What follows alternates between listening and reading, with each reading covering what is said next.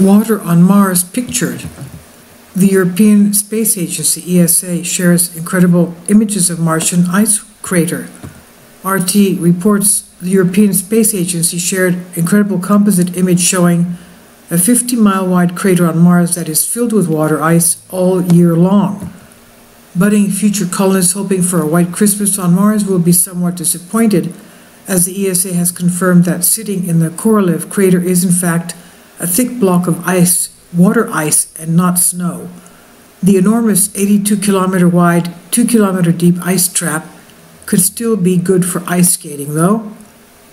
Even better, the 2,200 cubic kilometer of water ice, same as the volume of Canada's Great Bear Lake, could be important for the survival of future colonists and may even enable them to return back home, as water could be split into hydrogen and oxygen for rocket fuel. ESA says, for those of you asking, yes, it is water ice. Mars Express first detected water on Mars in 2004. See our release at the time, it says here. Most recently, the spacecraft detected liquid water under the planet's south pole. The crater is found in the northern lowlands of Mars near the planet's north pole, which is known as Olympia Undae, for its wavy, dune-filled terrain. The crater's ice is protected by the topography and by a layer of cold air that shields it from elements. The composite image was taken by the Mars Express high-resolution stereo camera, HRCS, and was actually formed from 5 different strips, with each strip gathering over a different orbit as the Mars Express probe flew overhead. The 2003 launched mission this month marks the 15-year anniversary of the probe's orbit insertion at the Red Planet. The icy crater is named after chief rocket engineer, spacecraft designer Sergei Korolev, known as the father of Soviet space technology and the head of iconic space exploration missions including the Sputnik, Vostok, and Voskhod programs.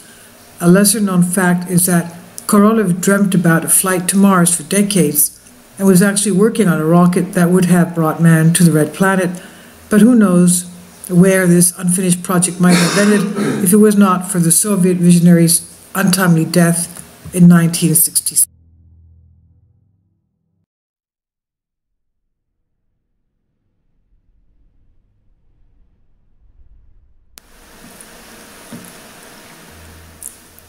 If you'd like to join me on my Patreon account, you will hear content not covered by mainstream media.